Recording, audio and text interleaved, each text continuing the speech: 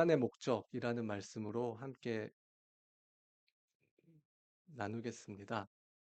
한국 속담에 비 온 뒤 땅이 굳는다라는 말이 있죠. 비 온 뒤에 땅이 질척거리지만 물이 다 빠지고 나면 땅이 더 단단해진다는 그런 의미입니다. 그러면 사람이 어려운 일을 겪은 뒤에 그 전보다 더 강해지고 성장한다는 의미를 갖고 있는 것입니다. 여러분이 겪는 고난, 그러한 고난들, 설명할 수 없는 고난들, 그러한 고난은 여러분을 성장케 하십니까? 여러분은 힘든 일을 만나면 어떻게 반응하십니까? 포기하십니까? 화를 내십니까? 참으십니까? 이겨내십니까? 어떻게 보면 고난이라는 이 단어는 우리가 싫어하지만 우리의 삶 가운데에서 뗄래야 뗄 수 없는 부분들인 것 같습니다. 어떨 때는 나로 인해서 내가 고난을 받게 되기도 하고, 또 어떨 때는 내가 살아가는 사람들 때문에 내가 고난을 받기도 하고, 또 어떨 때는 전혀 상관없는 사람이 일으킨 일 때문에 내가 고난을 받기도 하고 그렇습니다. 베드로 전서는 그 당시에 교회들을 향해서 고난의 의미와 유익에 대해 권면하고 있는 책입니다. 특히 본문이 포함되어 있는 베드로전서 3장 13절부터 4장 19절까지는 선으로 인한 고난에 대해서 사도 베드로는 이야기를 하고 있습니다. 우리가 선을 행함으로 받게 되는 고난에 대해서 말씀하고 있다는 것이죠. 그러면서 오늘 본문인 3장 18절부터 22절까지는 고난의 목적에 대해서 말씀을 하고 있습니다. 오늘 본문을 통해 사도 베드로는 고난의, 고난에는 목적이 있음을 역설적으로 말하고 있는 것입니다. 이 본문을 통해서 우리가 얻을 수 있는 교훈이 무엇인지 한번 생각해 보기를 원합니다. 첫 번째로는 다 같은 고난이 아닙니다. 고난이라는 단어를 들으면 너무 힘들죠. 우리 모두 다 꽃길을 걷고 싶습니다. 그렇죠. 근데 고난은 왜 올까요? 내가 뭘 잘못했습니까? 내가 하나님 앞에서 선하지 못하기 때문에 내가 고난을 받는 것입니까? 아니면 하나님께서 나를 단련하고 성숙하게 하기 위한 하나의 방편으로서의 고난일까요?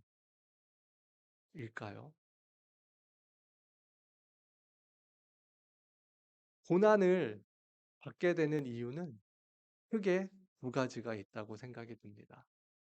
사람으로서 인해서 생기는 고난, 그것도 물론 본인을 포함이죠. 제 자신을 포함해서 내가 겪는 고난의 원인이 사람들로 인해서 겪는 것. 전염병이 돌 때 나는 열심히 방역을 했는데 우연치 않게 나를 스쳐가는 그 사람 때문에 내가 걸릴 수도 있게 되고, 그래서 아파서 눕게 되고, 그렇죠. 그리고 사고를 당할 수도 있고, 또는 경제적인 불이익을 당할 수도 있습니다. 그러나 이 모든 고난들이 그리스도를 위해 내가 받는 고난, 하나님 나라를 위해 내가 받는 고난이라고 할 수는 없는 것입니다. 사도 베드로도 분명히 이렇게 말하고 있습니다. 베드로전서 2장 20절에 이렇게 말씀하고 있습니다. 제가 한번 읽어보겠습니다.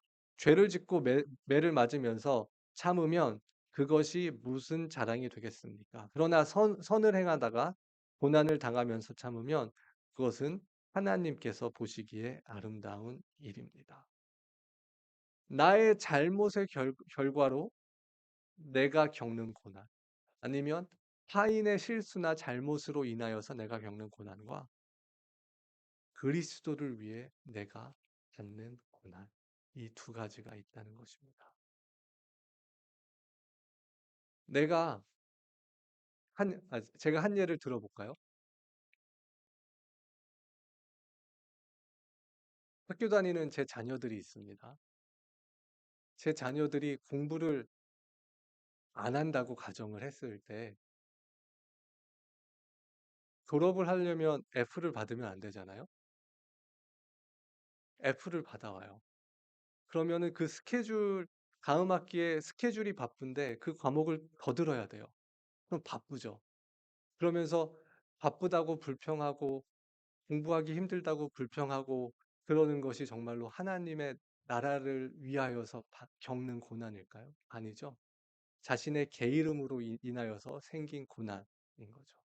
그러나 어떤 하나님 나라의 큰 뜻을 품고 내가 열심히 공부해서 내가 무언가가 돼서 이 사회에 이바지를 하며 하나님의 그 선하심을 나타내는 삶을 살아야 되겠다라는 마음을 갖고 열심히 공부하면서 힘들게 공부하는 그런 고난들은 하나님의 나라를 위한 고난, 그리스도를 위한 고난이라고 볼 수 있는 것이죠. 그런데 우리는 살면서 우리가 가장 잘하는 것이 뭐냐면 자기 합리화라는 생각이 듭니다. 그렇기 때문에 내가 나의 잘못으로 인하여서 고난을 당하고 있다고 할지라도 하나님을 위한 것이라고, 하나님이 허락한 것이라고 생각할 때도 분명히 있다는 것입니다. 이런 사람들에게는 분명한 자기 객관화가 필요합니다.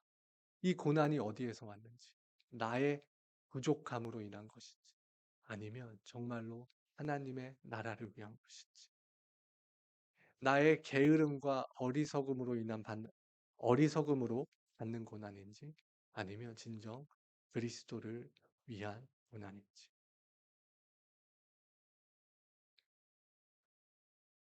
자기 객관화를 통해 나의 죄로 인해 받는 고난이 아니라 그리스도를 위한 고난에 동참하는 것이라면 그 고난은 우리를 하나님께로 이끌어 간다고 오늘 본문 말씀은 말씀하고 있습니다. 18절입니다. 그리스도께서도 죄를 사하시려고 단 한 번에 죽으셨습니다. 곧 의인이 불의한 사람을 위해 죽으신 것입니다. 그것은 그가 육으로는 죽임을 당하시고 영으로는 살림을 받으셔서 여러분을 하나님 앞으로 인도하시려는 것입니다. 우리는 그리스도께서 우리를 위하여 고난을 당하신 것을 다 알고 있습니다. 그리고 그 고난의 결과물로 우리에게는 구원의 은혜가 주어졌음을 알고 있는 자들입니다. 그래서 결국 그 그리스도의 고난을 통해서 우리는 하나님과의 끊어졌던 관계가 회복되는 것입니다. 우리는 하나님 앞에 나아갈 수 없었습니다. 그러나 예수 그리스도께서 그 고난에, 십자가의 고난에 순종하심으로 우리는 하나님 앞에 예수 그리스도의 손에 이끌려 하나님 앞에 나아갈 수 있게 되었다는 것입니다. 그렇다면 우리는 고난 속에서 왜 하나님을 믿는 나는 고난을 받는가? 왜 선하게 사는 나는 고난을 받는가? 라는 질문을 합니다. 그렇죠. 참 마음이 힘들 때가 많이 있습니다. 정말로 열심히 신앙생활하고 교회도 열심히 섬기고 내가 정말로 착한 사람으로서 선한 사람으로서 하나님의 영광을 드러내기 위해서 열심히 사는데 아프고 찢기고 마음이 상하고 이러한 일들이 우리 안에 일어납니다. 만약에 선한 사람이 고난을 받으면 안 된다라는 논리가 성경 안에 있다면은 우리 안에는 구원이라는 그 은혜가 있을 수 없게 됩니다. 예수 그리스도는 죄가 없으신 분이심을 모두 다 알고 계실 것입니다. 우리 성경에서 9구절에서 한번 확인을 해보기를 원합니다. 요한일서 3장 5절입니다. 여러분이 아는 대로 그리스도께서는 죄를 없애려고 나타나셨습니다. 그리스도는 죄가 없는 분이십니다. 그리고 히브리서 4장 15절에도 동일하게 말씀하고 있습니다. 우리의 대제사장은 우리의 연약함을 동정하지 못하시는 분이 아닙니다. 그는 모든 점에서 우리와 마찬가지로 시험을 받으셨지만 죄는 없으십니다. 예수 그리스도는 인성과 신성을 갖고 계십니다. 그렇기 때문에 가장 선한 사람이십니다. 그러나 이 가장 선하신 분이 세상의 모든 죄를 지고 가신 것입니다. 오늘은 사순절 첫 번째 주일입니다.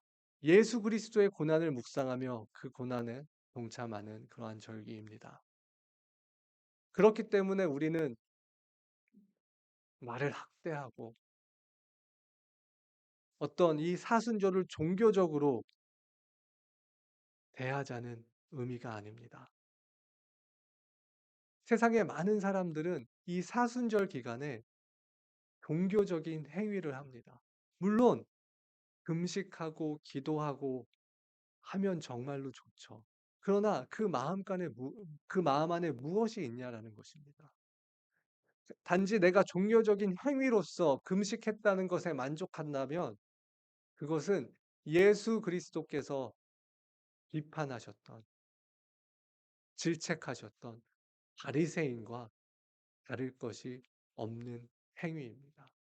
내가 새벽 기도에 나와서 기도했다는 것이 사순절 기간에 나의 자랑거리가 된다면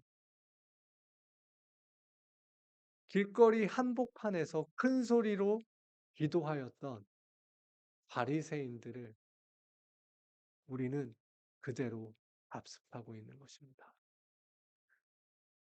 이 사순절 기간에 종교적인 그러한 사순절이 아니라 진정 나의 죄를 지고 묵묵히 십자가를 지고 걸어가신 그 선하신 예수 그리스도, 그 모습을 묵상하고 그 고난에 함께 동참하자는 것입니다.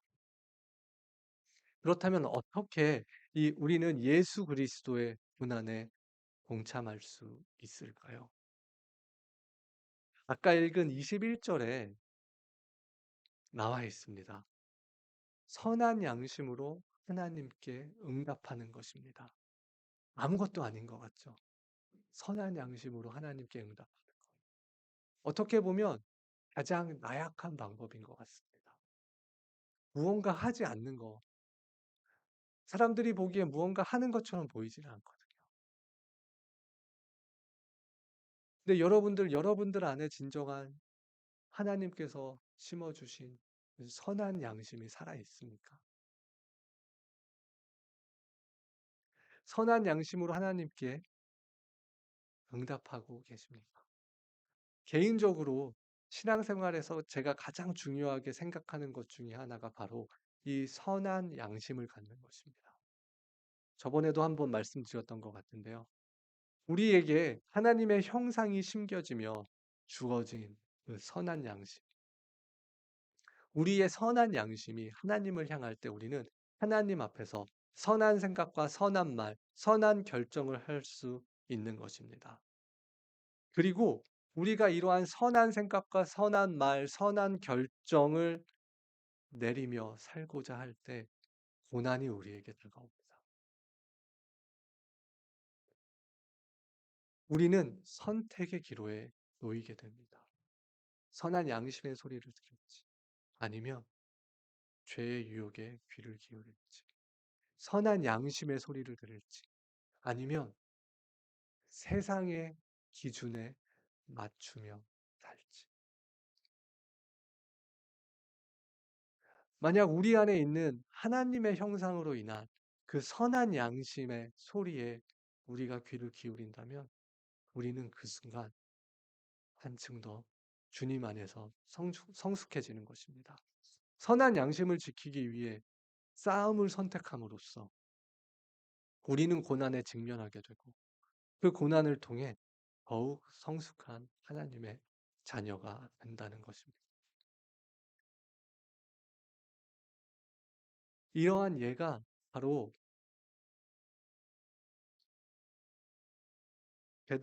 사도 베드로는 그 뒤에 어, 오늘 본문을 통해서 이러한 예를 한 가지 들고 있습니다.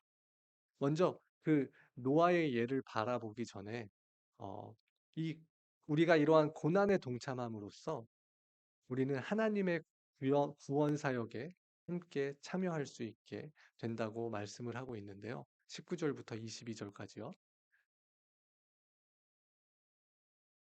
근데 19절은 해석에 있어서 많은 논란이 있는 구절입니다.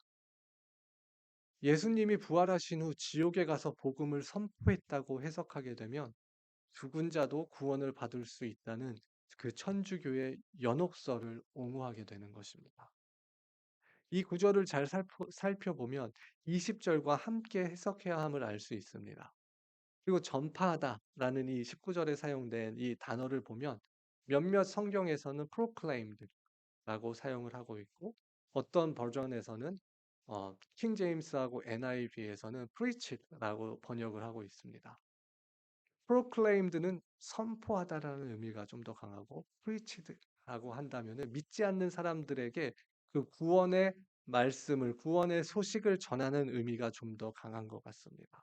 그런데 우리가 이렇게 preached라고 번역된 이 영어 성경만을 가지고 정말로 예수님께서 부활하셔서 지옥에 가셔서 그들에게 복음을 지옥에 있는 자들에게 복음을 증거했다라고 이해를 해서는 안 되는 것입니다.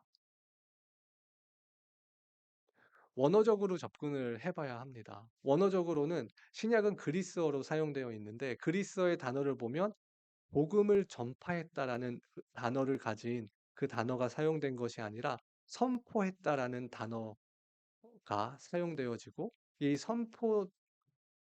선포했다라는 의미로 사용되기 위해서는 분명히 목적어가 수반되어지는 그러한 문법적인 기능이 필요함을 우리는 알 수 있는데요. 그렇기 때문에 이 저자인 베드로를 복음을 전파했다라는 이 의미로 이곳에 쓰인 단어가 다른 단어로 많이 사용되고 있음을 볼 수가 있습니다. 베드로전서에서 다시 말씀드리면 베드로전서에서 이 전파했다라는 의미하고 전도했다라는 의미 두 가지의 그 헬라어 의미, 그리스어 의미가 두 가지가 다른 의미가 있는데 이 분명히 베드로는 이 두 가지 단어를 다르게 사용했다라는 것입니다. 그리고 이 구절은 바빙크라는 신학자가 이렇게 해석을 했는데 여러 가지 해석 중에 이것이 가장 올바른 해석이지 않나라는 생각이 듭니다. 그리스도께서 다시 사시사 하늘에 올라가신 것은 옥에 있는 영들에게 하나의 선포 사건이다. 그의 부활과 승천이야말로 옥중의 영들에게 대한 그의 부요, 능력, 개선의 선포이다. 라고 말을 하고 있습니다. 이것은 무엇이냐면은 죽음에서 승리한 거를 순종하지 않은 자들에게 선포했다라는 것입니다. 그들을 구원하기 위해서 내가 복음을 전했다. 예수 그리스도께서 부활하신 후에 복음을 전했다라는 것이 아니라 그 부활의 능력을 순종하지 않았던 자들에게 보이셨다라고 해석하는 것이 맞다라는 것입니다. 즉 노아가 방주를 만들며 하나님의 심판을 기다리고 있을 때 순종하지 않았던 많은 자들에게 그리스도가 죽음으로써 승리하신 것을 선포하는 장면이라고 해석해야 하며 이 해석을 통해서 우리는 예수 그리스도의 부활의 능력은 단지 한 시대에, 한 시간대에, 한 공간에 머물러 있는 것이 아니라 예수 그리스도의 부활의 능력은 공간을 초월한 구원의 능력이라는 것을 우리는 알 수 있는 것입니다. 그리고 베드로는 노아의 홍수 사건을 세례와 연관시킵니다. 노아의 홍수 사건에서 물은 심판의 도구였습니다. 그러나 21절에서는 그 물이 구원의 표임을 보여주고 있습니다. 물로 받은 세례는 단순히 육체의 더러움을 씻는 것이 아니라 그리스도의 부활로 선한 양심이 하나님께 반응하는 것이라고 정의하고 있는 것입니다. 우리가 세례를 받음으로 우리 안에 선한 양심이 죄로 인하여서 감추어졌던 죄로 인하여서 많은 오염이 있었던 그 선한 양심이 깨끗하게 되어서 하나님께 반응하는 것이라는 것입니다. 물이 심판의 도구였으나 구원의 증표임을 보여주듯이 예수 그리스도의 고난도 인류의 구원을 이끈 역설적인 모습을 우리에게 사도 베드로는 설명해 주고 있는 것입니다. 그래서 당시 교회가 경험하고 있는 고난도 역시 그리스도의 구원의 사역에 동참하는 것임을 전하고 있는 모습입니다. 우리 교회도 하나님의 나라를 위해 자발적으로 고난에 동참하는 사람들의 모임이라고 생각이 듭니다. 물론 초대교회가 겪었던 탄압을 우리가 겪는 것이 아닙니다. 그런데 우리 교회 주변에는 정말로 좋은 교회들, 큰 교회들, 사람이 많은 교회들, 갈 곳들이 많이 있습니다. 정말로 설교를 잘하시는 분들도 계실 수도 있고요.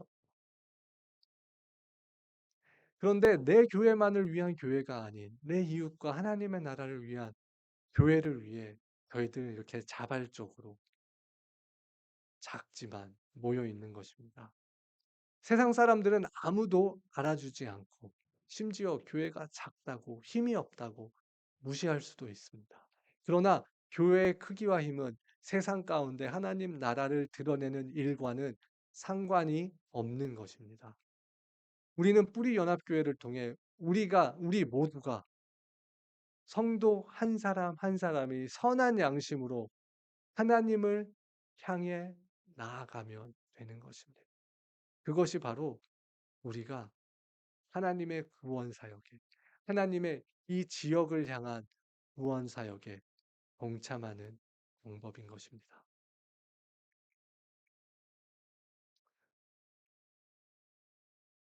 우리는 고난이 다 같은 고난이 아님을 알아야 하며, 나 때문에, 나의 게으름과 나의 악함 때문에 겪는 고난을 자기 합리화로 하나님께서 주셨다고 하나님을 불평하는 어리석음을 범하여서는 안 됩니다. 그리고 예수 그리스도의 고난에 동참하는 일을 통해 우리는 신앙의 성숙을 이룰 수 있으며 그 고난을 통해 구원의 사역에 동참할 수 있습니다. 고난에는 분명한 목적이 있습니다. 그 목적이 무엇입니까? 바로 선한 양심을 갖는 것입니다. 그리고 그 선한 양심으로 선한 행위로 하나님께 응답하는 것입니다. 우리가 사는 세상은 어떻습니까? 대학을 졸업해도 직업을 구하기 힘들고 직장이 있어도 내가 받는 월급으로 우리 가족이 생활하기에는 너무 힘들고 자녀들은 내 마음 같지 않고 고난이 가득한 삶입니다. 차라리 그리스도의 고난을 묵상하며 동참하는 이 사순절 기간에는 끝나는 시기라도 정해져 있지. 이제 3월 말이 끝나면 올해는 끝나잖아요. 우리의 삶의 고난은, 우리가 직면하고 있는 고난은 언제 끝날지도 모를 만큼 어두운 터널을 지나고 있는 것 같습니다. 그러나 기억합시다.